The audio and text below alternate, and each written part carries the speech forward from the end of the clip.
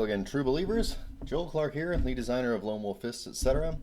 Um, Coming at you at the other side of a very prolonged and painful divorce proceeding. So things worked out really well. I've got some classes to take and some bad child support to pay, which I don't think is entirely just or fair, but whatever.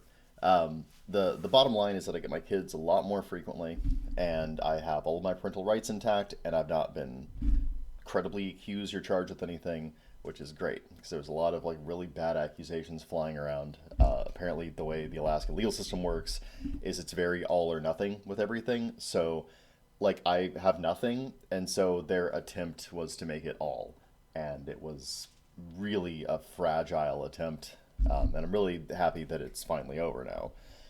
So I'm going to be a bit busier than normal for the next 3 to 6 months, and then I'm going to transition into having my kids pretty much half time, which is fantastic. The whole reason I moved to Alaska. I don't know how much of this is really relevant to you guys, except that I want to make sure you understand that like that means that I'm going to have different little boxes of free time. So on the one hand, emotionally, I'm in a way better place to design and create. Hence this today. On the other hand, I do have actually more going on now because I have all these additional things I have to do. So I'm not sure where that's going to fall yet. So far, it's meant that I haven't really had time to work on this. As soon as I got that divorce proceeding done, the first thing I did was launch into a long weekend with my kids for my birthday, which was 5 solid days of having it, which I wasn't really used to, but it was fantastic. So I'm in a really good mood from that. It's been about a week since then, so I actually get them next week too. So my weekends are largely eaten up by kids. Um, so yes, that's where we are right now. It's not a bad place to be. In terms of the game, in terms of the entire project, lots of exciting stuff going on. We wrapped up art production, so we're done with art for now. We are going to move forward with editing. Actually, we already have moved forward. Albert Lim, our editor, has eaten through chapter one and is working his way through two. He estimates that he should be done by up to chapter 4, which is all the current writing that is finalized, in my estimation, by the 25th of this month. That's really exciting news in some ways because it means we can get the rest of it edited and out the door way faster. On the other hand, I still have to actually complete 2 chapters, almost, not quite 3 chapters. So here's my plan for that. My kind of suddenly this week revised plan is I'm going to do lore today. I've actually got an active playtest group. They seem like really cool people, and the feedback I've gotten from them has been very useful. So I'm going to work on lore so that they have a way to integrate the different kind of factions and the different kinds of games I envision this being used for into the game really easily. It's the function of the lore chapter. So I'm going to work on that, and I'm going to see if I can't get the majority of that written today. It's really not that hard. The most difficult part is telling GMs how to use it, which I've already largely done with the GM chapter, and giving them big lists of things. After that, I'm going to go back to the bestiary and clean up the monster rules considerably. They're a little too convoluted now. I've actually thought of a few ways of streamlining them since I wrote the last little block last year at this time. Yikes. So that'll be finished here pretty soon. And let's see. Once I do that, the only thing really left to finalize in the writing is stat blocks for vehicles, magic items, and the bestiary, the actual entries in the bestiary. So the problem with those, and I haven't thought of a great way to resolve this yet, the problem with those is that especially in terms of the armory, the individual vehicles, I have a way, kind of a method, not really a formula, but like a method for translating real world vehicle stats into equivalent stats in the world of Lone Wolf Fists and making them perfectly gameable. It takes about 20 minutes to half an hour per vehicle I do it with because I've got to research the specific stats of the vehicle. And I've dedicated a lot of time and effort to doing that so that these vehicles, when you put them in your game, would operate just as you would expect they would, at least within the parameters of a punch game. And I'm really proud of the work I did there. Like, it really works well, and it seems to work well in playtesting, which is great. Um, on the other hand, it does mean uh, that I need to take about 20 minutes per entry, and there's over 100 entries left. So that's that's a significant investment of time, and it's really hard to stay motivated and focused for all of that time. Even doing that for like 2 or 3 hours, I found the last time I did a big brick of them whenever I first was doing the armory chapter, but like even doing it for that long was like brutal And I got to the point where I was like, okay, I'm spinning my wheels on this thing. I just need to make a decision about it, just kind of benchmark it against what I've already got and move forward.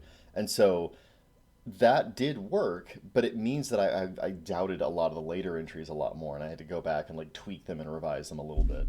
Um, Ultimately, I don't think that the level of realism I have envisioned is necessary for the enjoyment of the game.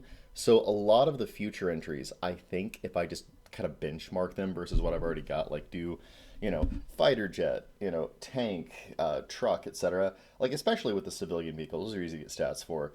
Here's a fun fact. Some of the military versions of civilian grade things, like a news helicopter versus a Huey helicopter, the stats for those, like you can get the exact specifications of the almost exact same kind of helicopter in the civilian side and there's very important chunks like the fuel economy and the total range that are missing on the militarized version. And I'm sure that's intentional. I'm sure there's reasons that they don't want that information to be widespread out of like a need to know basis. Because that way you can't like if you're an enemy, like you can't like casually browse the internet and be like, oh, we know the range of their helicopters. So that was an interesting discovery to come to, just FYI. And it might make it difficult going forward to get military vehicle stats really accurately. That's probably for the best. Also, you can kind of just estimate those pretty accurately, it seems like, at least as accurately as film and television. And that's good enough for our purposes. I'm not making a war game. As much as I love war games, I'm not making one here. I'm making something that was inspired by war games. So, very different stuff.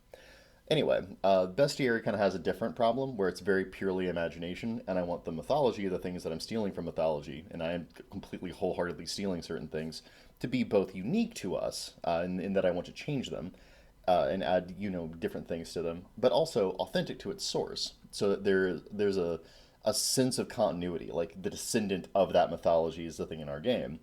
And writing mechanics for that, like rule mechanics, can be very challenging because it'd be difficult to scale it such as that it operates in the right power tier and it has the right cost structure and everything. I have a formula for that, like a fairly generic but very workable formula when it comes to the different powers that Kung Fu gives you. Same thing with Gut Kala, but not so much with monsters because they've went through too many iterations for it to be like one concrete thing. Newest iteration of them simplifies them a little bit more, which simplification has been the great difficulty of like retaining what is necessary and then eschewing what is not.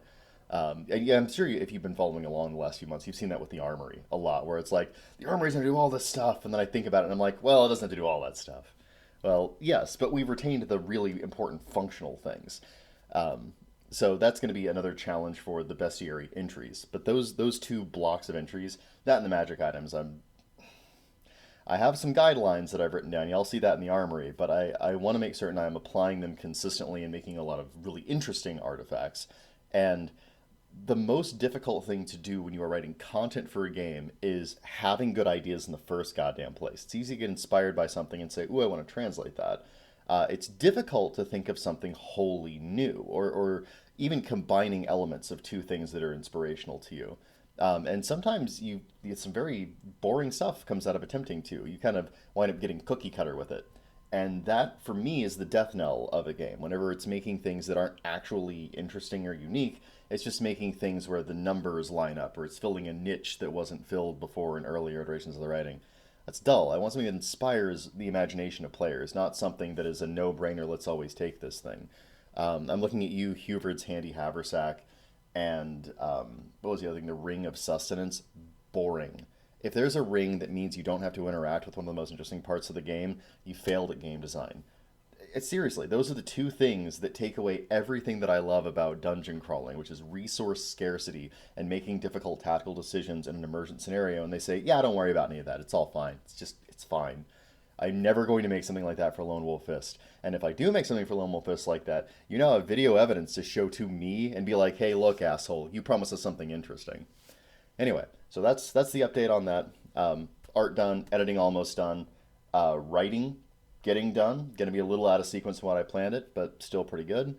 And me more able to create theoretically than I was before. So look out for the lore chapter. It's the thing I'm working on today, and you'll probably get that about the same time this video drops. And until then, hasta luego, everyone. Under 10 minutes, yeah.